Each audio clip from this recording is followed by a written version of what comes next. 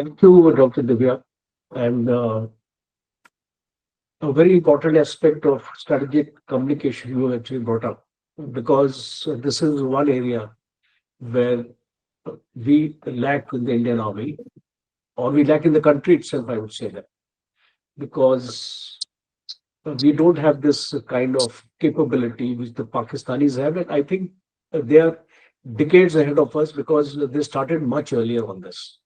And they have established norms and systems in the place as far as ISPR is concerned. And that is why they're able to shape the narratives. And, uh, and especially in Jammu and Kashmir. Because what I have seen is how the radicalization is taking place in the state. Now it's, of course, much low. At one point of time, it was very high, and ISPR had a big role to play. So it was a wonderful topic to select, and I think the researchers are going to be benefited by your exposure. Uh, Thank you very much. Now we'll have the last speaker of the day, uh, not of the day, but of the session, I would say that.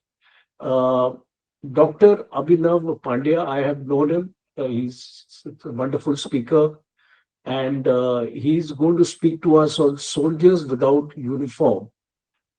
And I think this is the most important aspect what we are dealing today, waging a jihad with Jaish-e-Mohammed and Lashkar-e-Toiba. Uh, I don't think we can get out of these two outfits so very easily.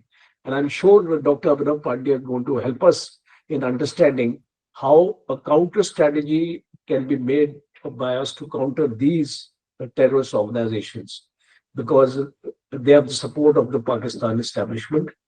Sabida, you over to you. Thank you, sir. Dr. Abhinav Pandya is the founder, director, and CEO of Usanas Foundation, India-based and foreign policy. As a CEO, he has curated 3 international and foreign policy conferences titled Maharana Pratap Annual 2023 and 2024. Is a policy analyst specializing in counter Indian foreign policy and Afghanistan-Pakistan geopolitics. He completed his doctoral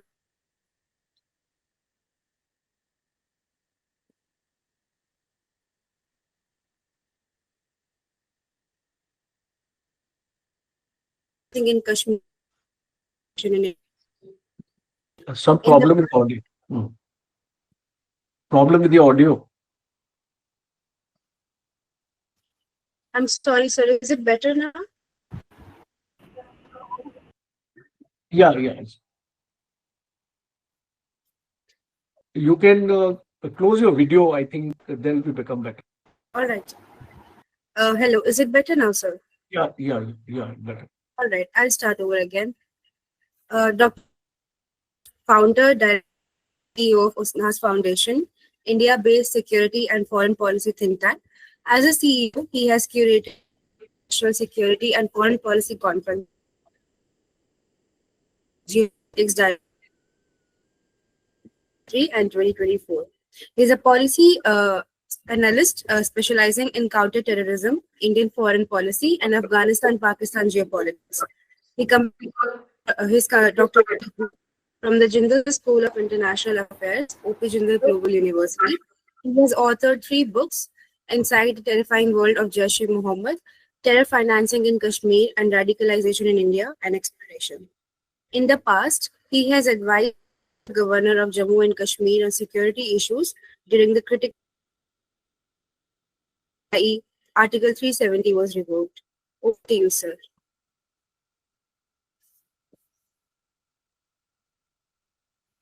Should I start? Yes, sir, please. Okay. Thank you very much, General Co-Chair, and thanks Indic Researchers Forum for inviting me. So I'm going to speak about the main terror groups that are operating in Kashmir. So there are 3 terror groups mainly, which are created by Pakistan. That's Hizbul Mujahideen, Lashkar-e-Taiba, and Jaish-e-Mohammed. And while understanding the way terror groups operate in Kashmir, I guess we need to understand the fact that Pakistan has always experimented with their strategy and tactics when it comes to the terror groups. Back in 1989-90, when you had groups like JKLF and NLF, they had motivations from Islamic extremism, but they had elements of Kashmiria too.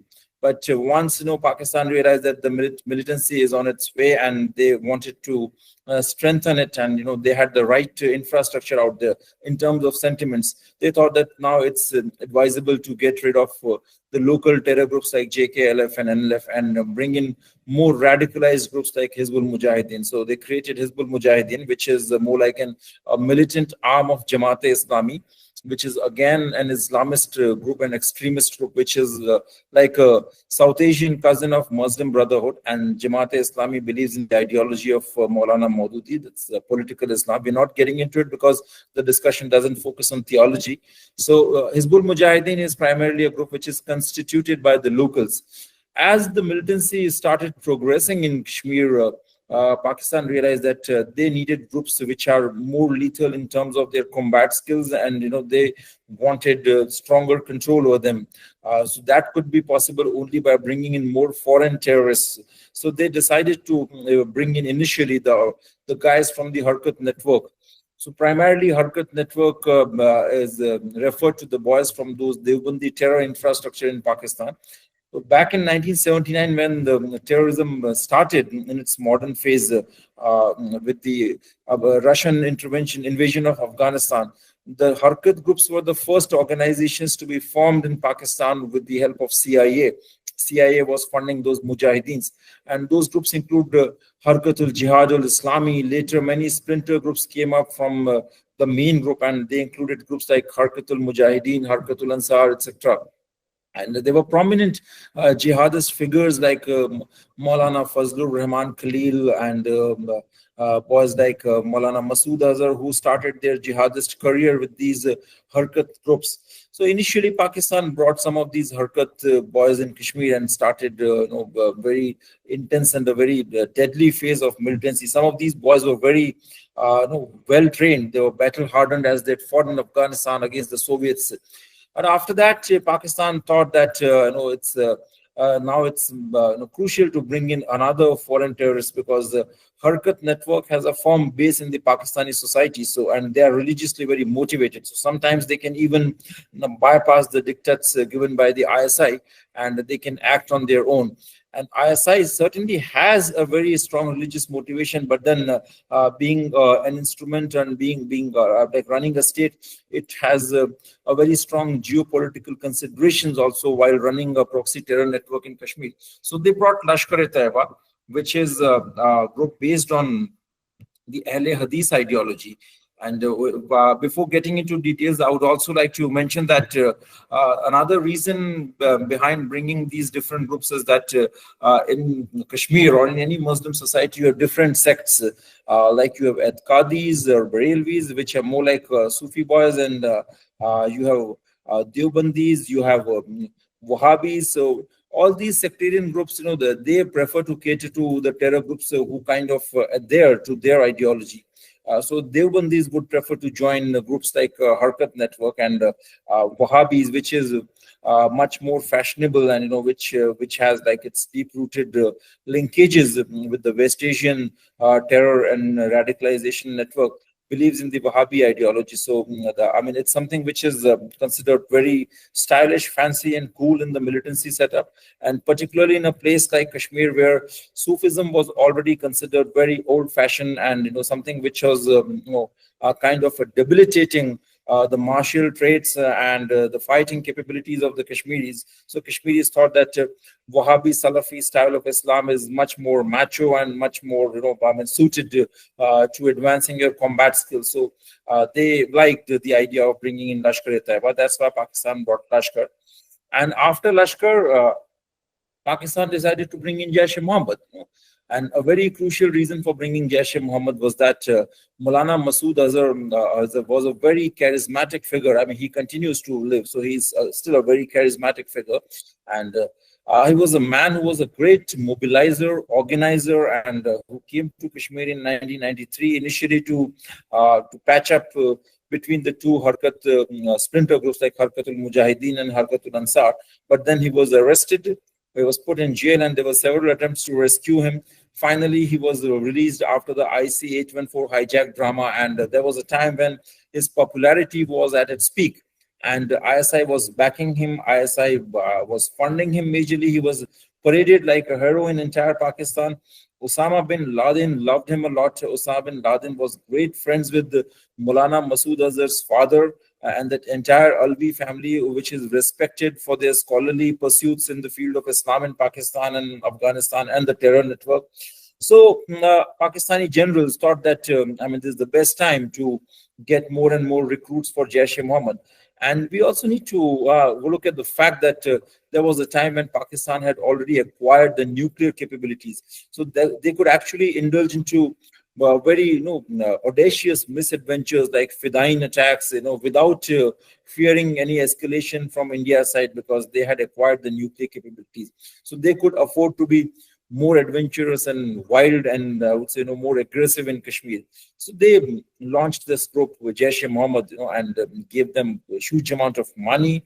And there was a time when many intelligence officials, now they say that the boys from the other groups like Hizbul Mujahideen, they were shifting their allegiances and loyalties to Jaish-e-Mohammed because Jaish was paying a lot more to the cadres and also to the OGWs. So Jaish believes in the Deobandi ideology. So this is like a brief description of how they started functioning. Now I'm coming more towards the differences part between the three groups. So Hizbul Mujahideen is a local group, and they have a very strong local network. So in terms of intelligence and in terms of the understanding of the Kashmir's social, political, and cultural landscape, Hizbul is the best group, and they have resources, they have resilience, they have better penetration in the society. But at the same time, they're not as well trained as these boys from Lashkar and Jaish, because Lashkar and Jaish boys are mostly guys from Northwestern Frontier Province, FATA, Punjab, and also Afghanistan. Those boys are much more hardened in terms of their combat skills and much more indoctrinated and much more radicalized. And and their cadres have multiple backgrounds. So, like regarding Jaish, you can say that they come from mostly the madrasas in South Pakistan and South Punjab, and they have this very rigorous study schedule. So they're mostly picked up when they're too young, boys who are 5 or 7 years old or 10 years old, because in that region poverty is extreme, and generally people cannot nurture these boys, those who are not doing well in studies. So they're just sent to madrasas, and that also gives the families the legitimacy that they've sent one person for jihad, and that's like getting a brownie point, scoring something really meritorious in the field of religion and piety. So these boys, they're exposed to a very radicalized religious curriculum, and they're also sodomized by the Maulvis and the religious scholars, that they are abused in sexual terms, and so that gives them a very frustrated mindset, actually, and injects a lot of anger and violence into their minds. By the time they grow up, some of the best ones are sent to Peshawar for further training in weapons and arms, and then the more indoctrinated ones, they're sent for training as suicide bombers. And the training for the suicide bombers is different from the training from the normal ordinary mujahids, because suicide bombers are kept in isolation for about 6-7 months, and in those 6-7 months they are given very poisonous curriculum from the religious texts, which are interpreted in a very one-sided manner. And even in the recent case of Pulwama, when Umar Farooq, the Pulwama mastermind, and he brought this guy Adil Dar and started recruiting him for this Fidain attack, he was kind of fed with a very poisonous sermons and lectures for about 6-7 months. After that level of indoctrination only he could volunteer himself for that Fidain attack. And now regarding the finances part, so Jaish-e-Mohammed is a Deobandi group. Being a Deobandi outfit, it has a very, very strong base in Pakistan, and they have a strong madrasa network, and they have also a huge donor network internationally and locally in Pakistan. Besides, ISI also funds them. And Maulana Masood Azhar used to visit different countries early in his career to raise money, and he is an excellent fundraiser. Okay. Regarding Lashkar, Lashkar is more like a corporate enterprise, and Lashkar has investments in various industries, hotels, leather business, cigarette making factories, and all kinds of manufacturing stuff. Besides, ISI also funds them. Lashkar, since being a Wahhabi group, has deep-rooted networks in West Asian countries like Saudi Arabia, Kuwait, and many charities fund their activities like that. Al Haramain Foundation, and there are a couple of others, who actually became a part, willingly or unwillingly, of these 2611 attacks and other attacks in India, organized and perpetrated by Lashkar. So Lashkar also, raises a lot of money by selling animal hides. I have discussed all these things in detail in my book on terror financing. The book is titled as Terror Financing in Kashmir, and it's published by Routledge, Taylor and Francis. It's available on Amazon, so you can refer to that. And I'm not getting into too many factual details because they're all available there. Besides, Jaish-e-Mohammed raises a lot of funding through other mechanisms like MBBS and Hajj tours and travels. Okay. And they have so initially, something which is really noteworthy is that Osama bin Laden provided seed funding to Jaish-e-Mohammed. So this Jaish startup was very strongly supported by the Al Qaeda. So that's why even today, when we look at Jaish's operations in Pakistan and the entire South Asia, we have to agree with the fact that the Jaish is the original Al Qaeda in Indian subcontinent. Now they have a different unit called AQIS. But Jaish is like the original Al Qaeda in the Indian subcontinent, and Jaish hierarchy is still very close to the Al Qaeda boys and also the Taliban boys, because Taliban and Jaish, they believe in the same ideology. That's the Deobandi ideology. Many of their senior leaders have gone to the same schools like Binoria Madrasa and Haqqani Madrasa. So they have those linkages also. Recently, also after Taliban's return to power, we saw that Maulana Masood Azhar was very active in Afghanistan, and he was meeting different senior Taliban leaders. In fact, in the recent Hamas attack on Israel, Maulana Masood Azhar was the one who signed the religious decree, the fatwa sanctioning the attack, along with a couple of other leaders, like the leaders of Taliban and Al Qaeda, who were present in that meeting. So this is a brief description about some of these groups. Lastly, I would like to point out that Jaish is an expert in conducting Fidayeen attacks, which are very lethal Fidayeen attacks. As an organization, Jaish has brought India and Pakistan twice on the verge of a full-fledged war. First, during in 2001, when they conducted that strike on the parliament. And after that, in 2019, when they did that Fidayeen attack in Pulwama, was Jaish has somehow escaped the gaze of the International Counterterrorism Committee, because it's really good in its tradecraft. And I could really latch on to that part of Jaish, and I finally decided to write a book on Jaish. So if you want to know more details about Jaish-e-Mohammed, you can refer to my work, Inside the Terrifying World of Jaish-e-Mohammed, and it's by HarperCollins. It's available on Amazon. And also regarding the radicalization aspects of these groups in particular, and also in general in the Kashmiri society, my third book would be very helpful: Radicalization in India and Exploration, because there are many countries involved. It's not just Pakistan. There are countries like Turkey, there are countries like Iran, and countries like Saudi, which are involved. And you have various Islamist charities working in the West who are involved, and they have very, I would say, overlapping and very layered relationships with some of these terror groups like Lashkar and Jaish. So it's in total, it's a very complex scenario. And before I wrap up, I would like to say that, our policymakers have miserably failed in understanding Pakistan. Our think tankers, strategic community, policymakers, diplomats, and they still fail to recognize that it's a religious problem. Because in my interaction with very senior ISI officers, Pakistani army officers, and even some hardcore terrorists, they specifically mentioned that for us, it's a religious fight. It's a jihad. It's geopolitics is secondary. Everything is secondary, but primarily it's a religious fight. But our systems continue to emphasize that, it's not a religious fight. Primarily, India's obsession was, the early policymakers was about proving India as a more secular country and more open to Muslims of all ideologies than Pakistan. But while factoring in and while looking at security issues, I think one needs to be very pragmatic, because Pakistan looks at this entire fight as a religious fight.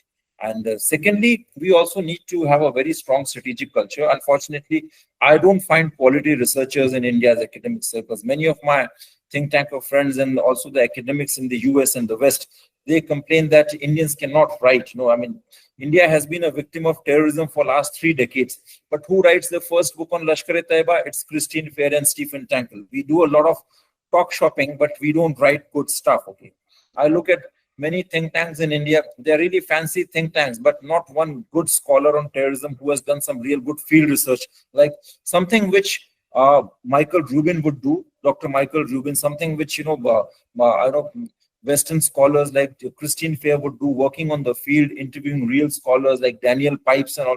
That kind of research is lacking in India. Even look at the young think tanks who are working on most of these strategic issues.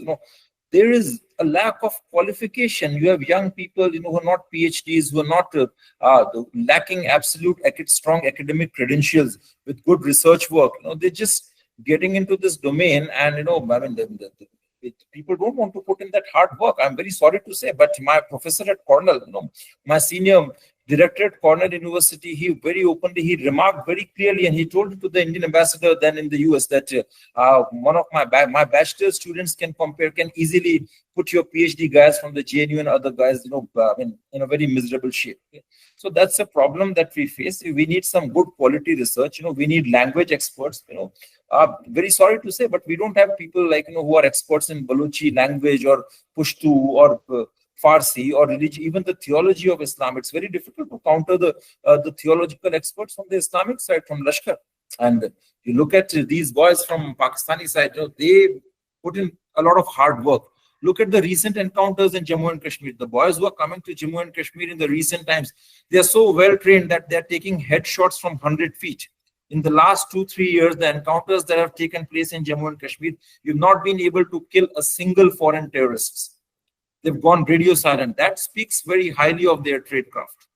Likewise, in the domain of narratives and creating, perceptions and discourse, they've done an excellent job. I mean, look at the international literature on terrorism, like the ones published by Cambridge or by Oxford. Our side of story is completely missing. I agree that they are biased against India. Sometimes, they have those vested interest in agendas working. But we must admit that, we have not worked hard also. We don't produce quality research work, which can be published or taken up by those boys. So with that, I rest my case, and thank you very much. And I also request, if there are any questions, please ask me now, because I have to join another interview very soon regarding this Pahalgam attack. So